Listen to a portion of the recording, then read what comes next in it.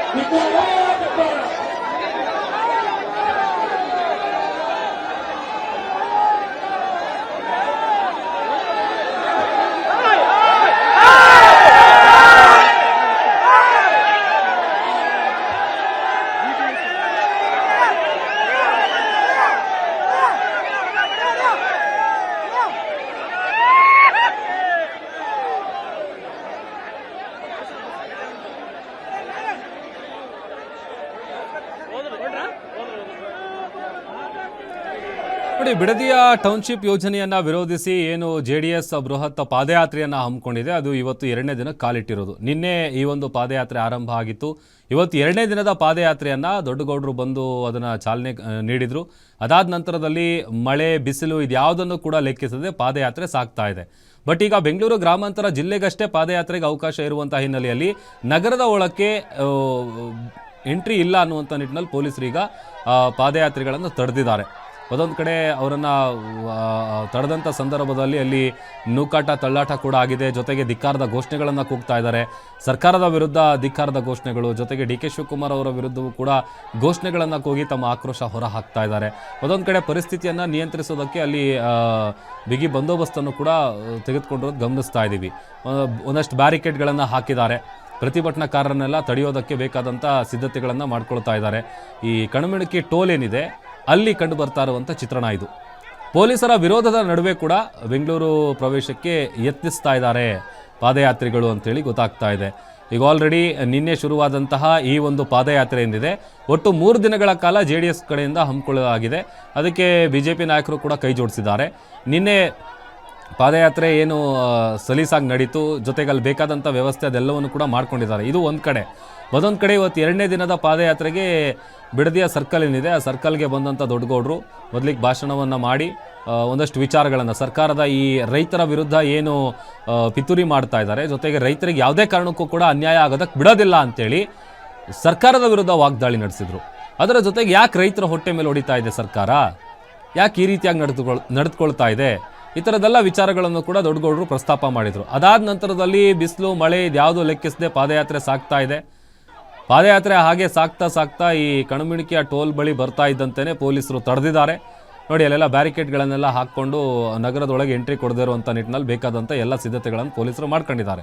ಜೊತೆಗೆ ಪಾದಯಾತ್ರೆ ಮಾಡ್ತಾ ಇದ್ದಂಥ ಎಲ್ಲರೂ ಕೂಡ ಅಲ್ಲಿ ಒಂದಷ್ಟು ಮಾತಿನ ಚಕಮಕಿ ಕೂಡ ನಡೆದಿದೆ. ಬಹುಶಃ ಏನಾದರೂ ಪರಿಸ್ಥಿತಿ ಹತೋಟಿಗೆ ಬರಲಿಲ್ಲ ಅಂತ ಅಂದರೆ ವಶಕ್ಕೆ ಪಡಿಬೋದಾದಂಥ ಚಾನ್ಸಸ್ ಕೂಡ ಇದೆ ಅಂತೇಳಿ ಗೊತ್ತಾಗ್ತಾ ಇದೆ. ಪೊಲೀಸರು ಸದ್ಯ ಈ ಪಾದಯಾತ್ರೆ ಮಾಡ್ತಾ ಇರುವಂಥ ಪ್ರತಿಭಟನಾಕಾರರ ನಡುವೆ ವಾಗ್ವಾದ ಕೂಡ ನಡೆದಿದೆ. ಈ ಬೆಂಗಳೂರು ಗ್ರಾಮಾಂತರ ಜಿಲ್ಲೆಗಷ್ಟೇ ಈ ಪಾದಯಾತ್ರೆ ಸೀಮಿತ ಆಗಿದೆ. ನಗರದಲ್ಲಿ ಈ ಪಾದಯಾತ್ರೆಗೆ ಅವಕಾಶ ನಿರಾಕರಿಸಿದ್ದಾರೆ. ಹೀಗಾಗಿ ಬ್ಯಾರಿಕೇಡ್ಗಳನ್ನು ಹಾಕಿ ಪೊಲೀಸರು ಅವರನ್ನು ತಡೆದಿದ್ದಾರೆ. ಸದ್ಯ ಈ ಪಾದಯಾತ್ರೆ 2ನೇ ದಿನ ಕಾಲಿಟ್ಟಿದೆಯಲ್ಲ, ಅದು ಈಗ ಕಣಮಣಿಕೆಯ ಟೋಲ್ ಬಳಿ ಅವರನ್ನು ತಡೆದಿರುವಂತಹ ಕೆಲಸ ಆಗಿದೆ ಪೊಲೀಸರ ಕಡೆಯಿಂದ. ಸೊ ಈಗೇನೋ ಅಲ್ಲಿ ಮಾತಿನ ಚಕಮಕಿ, ನೂಕಾಟ, ತಳ್ಳಾಟ ಇದೆಲ್ಲ ಆಗ್ತಾ ಇದೆ. ಆಮೇಲೆ ಸಾಕಷ್ಟು ನಾಮಫಲಕಗಳನ್ನು ಇಟ್ಕೊಂಡು ಸರ್ಕಾರದ ಈ ನಿರ್ಧಾರದಿಂದ ಹಿಂದೆ ಸರಿಬೇಕು, ಯಾವುದೇ ಕಾರಣಕ್ಕೂ ಕೂಡ ರೈತರಿಗೆ ಅನ್ಯಾಯ ಆಗಬಾರ್ದು, ರೈತರ ಹೊಟ್ಟೆ ಮೇಲೆ ಹೊಡಿಬಾರ್ದು ಅಂತೇಳಿ ಸ್ವತಃ ನಿಖಿಲ್ ಕುಮಾರಸ್ವಾಮಿ ಅವರ ನೇತೃತ್ವದಲ್ಲಿ ನಡೀತಾ ಇರುವಂತಹ ಈ ಒಂದು ಪಾದಯಾತ್ರೆ ಏನಿದೆ ಅದು ಒಟ್ಟು 3 ದಿನಗಳ ಕಾಲ ಇಟ್ಕೊಂಡಿರೋದು. ನೇರವಾಗಿ ಅಲ್ಲಿ ನಿನ್ನೆ ಏನು ಶುರು ಆಯ್ತಲ್ಲ ಅಲ್ಲಿಂದ ಹಿಡಿದು ಬೆಂಗಳೂರಿಗೆ ಬಂದು ಈ ಪಾದಯಾತ್ರೆ ತಲುಪಬೇಕು. ಸೊ ಆ ಒಂದು ಉದ್ದೇಶದಿಂದಾಗಿ ನಡೆಸ್ತಾ ಇರುವಂಥ JDSನ ಈ ಬೃಹತ್ ಪಾದಯಾತ್ರೆ ಏನಿದೆ ಆ ಪಾದಯಾತ್ರೆಯನ್ನು ಸದ್ಯ ಪೊಲೀಸರು ತಡೆದಿದ್ದಾರೆ. ಸಾಕಷ್ಟು ಸಂಖ್ಯೆಯಲ್ಲಿ ಪೊಲೀಸರು ಬ್ಯಾರಿಕೇಡ್ಗಳನ್ನು ಹಾಕ್ಕೊಂಡು ಪಾದಯಾತ್ರೆ ಸಾಗ್ತಾ ಇದ್ದಂಥ ಮಾರ್ಗ ಏನಿದೆ, ಇನ್ಫ್ಯಾಕ್ಟ್ ಅದು ಎಲ್ಲಿಂದ ಶುರುವಾಗಿ ಎಲ್ಲಿವರೆಗೂ ಯಾವ ಮಾರ್ಗದಲ್ಲಿ ಹೋಗುತ್ತೆ ಅಂತೇಳಿ ನೋಡ್ತಾ ಇದ್ವಲ್ಲ, ಈಗ ಕಣಮಿಣಿಕೆಯ ಟೋಲ್ ಏನಿದೆ ಆ ಟೋಲ್ನ ಬಳಿ ಆ ಎಲ್ಲ ಪ್ರತಿಭಟನಾಕಾರರನ್ನು ಕೂಡ ಪೊಲೀಸರು ತಡೆದಿದ್ದಾರೆ.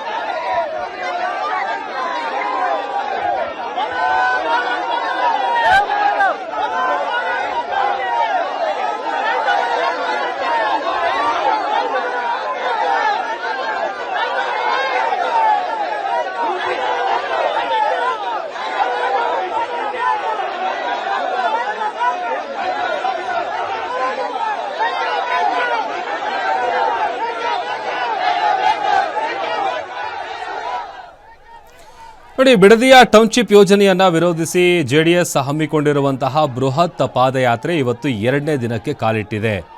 ಈ ಮಹತ್ವದ ಹೋರಾಟಕ್ಕೆ ಮಾಜಿ ಪ್ರಧಾನಿಗಳಾದಂಥ HD ದೇವೇಗೌಡ ಅವರ ಬೆಂಬಲ ಕೂಡ ಸಿಕ್ಕಿದೆ. ಅವರು ಕೂಡ ಬೆಳಗ್ಗೆ ಬಂದು ಇವತ್ತು ಈ ಒಂದು ಪಾದಯಾತ್ರೆಗೆ ಇವತ್ತು 2ನೇ ದಿನದ ಪಾದಯಾತ್ರೆಗೆ ಚಾಲನೆ ಕೊಟ್ಟರು. ನಿಖಿಲ್ ಕುಮಾರಸ್ವಾಮಿ ಅವರ ನಾಯಕತ್ವದಲ್ಲಿ JDS ಕಾರ್ಯಕರ್ತರು ಜೊತೆಗೆ JDSನ ನಾಯಕರೆಲ್ಲರೂ ಕೂಡ ಇವತ್ತು 16 ಕಿಲೋಮೀಟರ್ ದೂರ ಹೆಜ್ಜೆ ಹಾಕ್ತಾ ಇರೋದು. ಪಾದಯಾತ್ರೆ ಇವತ್ತು ಬೆಳಗ್ಗೆ ಆರಂಭ ಆಗಿದೆ. ಈ ಬಿಡದಿಯಿಂದ ಮೈಸೂರು ರಸ್ತೆ ನೈಸ್ ಜಂಕ್ಷನ್ ಏನಿದೆ ಅಲ್ಲಿವರೆಗೂ ಕೂಡ ಹೋಗಬೇಕಿತ್ತು. ಆಮೇಲೆ ನಿನ್ನೆ ಪಾದಯಾತ್ರೆಯ ಮೊದಲ ದಿನ ಏನಿದೆ 7 ಕಿಲೋಮೀಟರ್ ಕ್ರಮಿಸಿದರು. JDSನ ರಾಜ್ಯಾಧ್ಯಕ್ಷರಾದಂಥ HD ಕುಮಾರಸ್ವಾಮಿ ಅವರು, ಆರ್ ಅಶೋಕ್ ಅವರು ನಿನ್ನೆ ನಡೆದಂಥ ಪಾದಯಾತ್ರೆಗೆ ಅವರು ಚಾಲನೆ ಕೊಟ್ಟಿದ್ದರು. ಈ ಬಿಡದಿಯ ಟೌನ್ಶಿಪ್ ನಿರ್ಮಾಣದಿಂದಾಗಿ ಸ್ಥಳೀಯ ರೈತರು ಮತ್ತು ಜನರಿಗಾಗುವಂಥ ತೊಂದರೆಗಳೇನಿದೆ ಅದನ್ನು ಎತ್ತಿ ಹಿಡಿದು ಈ ಯೋಜನೆಯನ್ನು ಯಾವುದೇ ಕಾರಣಕ್ಕೂ ಮುಂದುವರಿಸಬಾರದು, ಕೈ ಬಿಡಬೇಕು ಅಂಥೇಳಿ ಆಗ್ರಹಿಸಿ ಈ ಒಂದು ಪಾದಯಾತ್ರೆಯನ್ನು ನಡೆಸಲಾಗ್ತಾ ಇದೆ. ಈ ಬೃಹತ್ ಪ್ರತಿಭಟನೆಯಿಂದಾಗಿ ಏನಿವತ್ತು ಬೆಳಗ್ಗಿನಿಂದ 2ನೇ ದಿನದ ಪಾದಯಾತ್ರೆ ಸಾಗ್ತಾ ಇದೆ, ಕಣಮಿಣಿಕೆಯ ಟೋಲ್ ಬಳಿ ಬರ್ತಾ ಇದ್ದಂತೆ ಪೊಲೀಸರೆಲ್ಲರೂ ಕೂಡ ಬ್ಯಾರಿಕೇಡ್ಗಳನ್ನು ಹಾಕಿ ಆ ಪ್ರತಿಭಟನಾಕಾರರನ್ನು ತಡೆದಿದ್ದಾರೆ. ಅದೊಂದು ಕಡೆ ಪೊಲೀಸರು ಪಾದಯಾತ್ರೆಗೆ ಅಡ್ಡಿಪಡಿಸಿದಂಥ ಸಂದರ್ಭದಲ್ಲಿ ಅಲ್ಲಿ ಸಹಜವಾಗಿ ವಾಗ್ವಾದ ಆಗಿದೆ, ಮಾತಿನ ಚಕಮಕಿ ನಡೆದಿದೆ. ಯಾಕೆ ತಡಿತಾ ಇದ್ದೀರಿ, ನಮ್ಗೆ ಹೋಗೋದಕ್ಕೆ ಬಿಡಿ ಅಂತೇಳಿ ಆ ಬ್ಯಾರಿಕೇಡ್ಗಳನ್ನು ತಳ್ಳಿ ಒಳನುಗ್ಗೋದಕ್ಕೂ ಕೂಡ ಯತ್ನಿಸಿದ್ದಾರೆ. ಸದ್ಯ ಇದು ಕಣಮಿಣಿಕೆಯ ಟೋಲ್ ಬಳಿ ಕಂಡು ಬರ್ತಾ ಇರುವಂಥ ದೃಶ್ಯ. ಅಲ್ಲಿ ಪರಿಸ್ಥಿತಿ ಹೆಂಗಿದೆ ಅಂತಂದರೆ ಈಗೇನಾದರೂ ಬಹುಶಃ ಅಲ್ಲಿ ಪರಿಸ್ಥಿತಿ ಹತೋಟಿಗೆ ಬರಲಿಲ್ಲ ಅಂತಂದರೆ ಬಹುಶಃ ಅವನ್ನೆಲ್ಲ ವಶಕ್ಕೆ ಪಡಿಬೋದಾದಂಥ ಸಾಧ್ಯತೆ ಕೂಡ ಇದೆ.